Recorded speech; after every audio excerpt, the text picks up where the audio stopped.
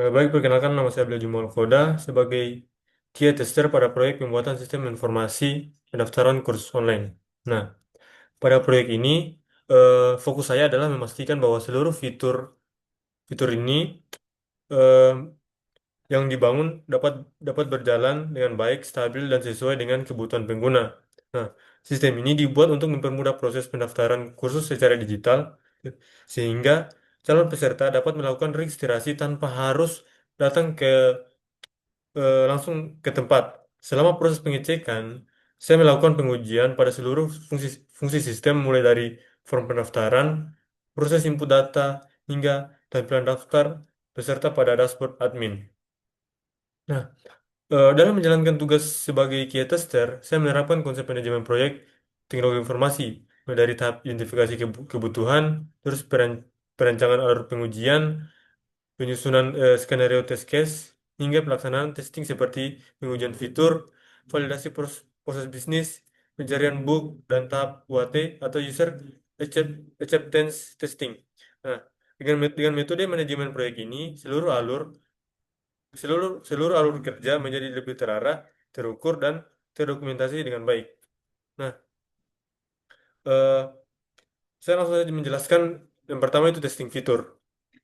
Nah, di testing fitur ini, saya melakukan proses proses eh, dengan tujuan untuk memastikan bahwa setiap fitur yang dikembangkan sudah berfungsi sebagaimana mestinya. Nah, dalam dalam proses testing ini, saya memulai dengan memahami terlebih dahulu alur fitur yang hendak diuji. Terus mulai dari input yang harus diberikan, terus proses sistem yang terjadi di belakangnya, hingga output yang dihasilkan. Nah, setelah memahami alur tersebut, saya melakukan pengujian dengan beberapa pendekatan, seperti positive testing, yaitu kita menguji ya sistem sistem dengan data yang benar sesuai standar. Dan negatif testing, yaitu dia mencoba skenario yang mungkin tidak sesuai untuk melihat apakah sistem dapat menangani error dengan baik. Nah, secara keseluruhan, hasil testing ini menunjukkan bahwa fitur utama bekerja dengan baik dan sesuai eh, dengan ekspektasi, sistem memberikan hasil yang benar dan konsisten. Saya juga melakukan pengecekan terhadap elemen-elemen kecil seperti tampilan antarmuka, kecepatan respon sistem, dan validasi input. Nah, tidak ditemukan error kritis yang menghambat proses utama, namun ada beberapa eh, temuan kecil atau mirror issue yang saya catat untuk dilaporkan pada tahap berikutnya. Nah, selanjutnya ada tahapan laporan bug. Nah, setelah menyelesaikan proses testing tadi, saya lanjut ke tahap kedua, yaitu penyusunan laporan bug. Nah, tahap ini bertujuan untuk mendokumentasikan semua error atau kendala yang saya temukan selama proses testing. Nah, dokumentasi yang baik sangat membantu tim developer untuk memahami dan memperbaiki masalah secara lebih cepat dan tepat. Nah, dalam proses penyusunan laporan ini,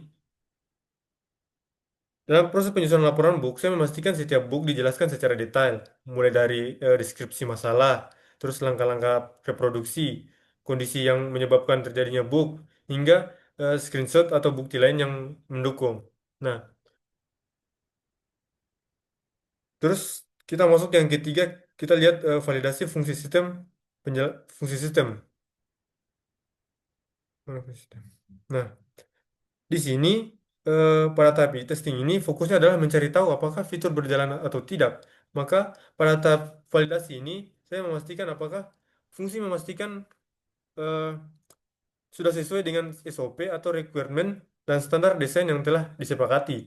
Nah, saya melakukan pemeriksaan menyeluruh terhadap seluruh alur sistem mulai dari proses input, pengolahan data, sampai ke hasil output. Selain itu, saya juga melakukan pengecekan pada integrasi antar modul ke dalam sistem untuk memastikan tidak ada konflik atau ketidaksesuaian.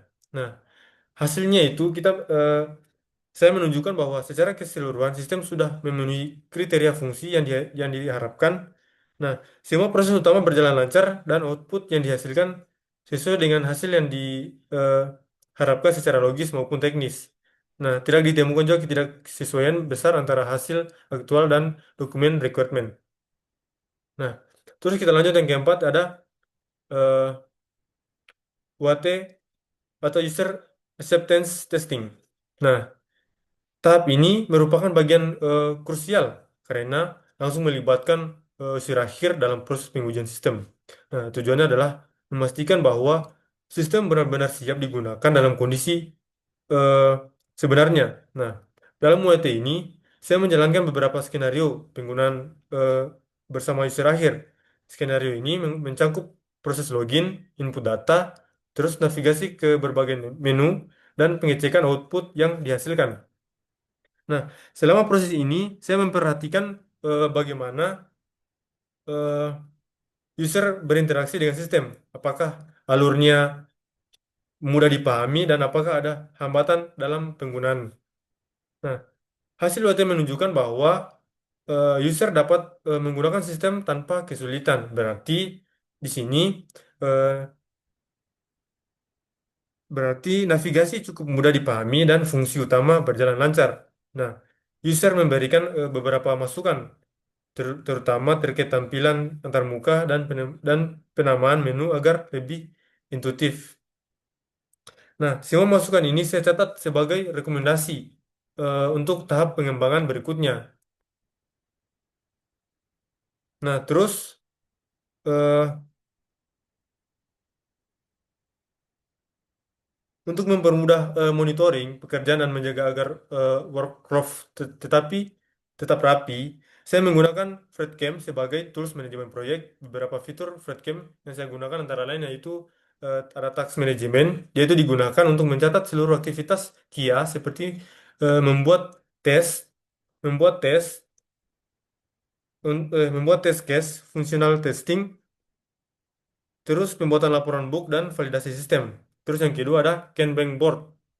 Nah, ya ini membantu saya untuk proses pekerjaan mulai dari TO do hingga done hingga setiap tahapan pengujian lebih mudah diacak.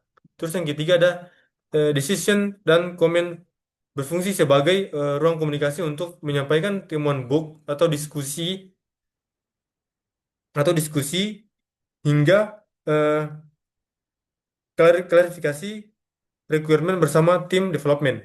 Nah, terus yang keempat ada files atau dokumen storage. Nah, di sini kita gunakan untuk mengunggah hasil testing, screenshot book, seperti yang saya bilang tadi, ada laporan UAT, serta dokumentasi validasi agar seluruh file eh, tersimpan rapi. Nah, milestones ini atau deadline dipakai untuk menentukan target waktu setiap case pengujian agar sesuai dengan timeline proyek. Nah, di sini selama proyek QA ini saya melakukan beberapa tahapan penting pada tahap testing fitur. Seperti yang saya sebutkan tadi ada testing fitur, ada buat laporan bug, terus validasi fungsi sistem, terus ada yang keempat ada UAT uji coba user. Nah, hasil akhir dari proses KIA ini adalah sebuah sistem pendaftaran kursus online yang telah diuji dan divalidasi sehingga setiap untuk digunakan melalui setiap pengujian yang terstruktur menjadi lebih stabil, kesalahan dapat diminimalisir, dan pengalaman pengguna dapat ditingkatkan. Sekian penjelasan dari saya sebagai kias tester. Terima kasih. Wassalamualaikum warahmatullahi wabarakatuh.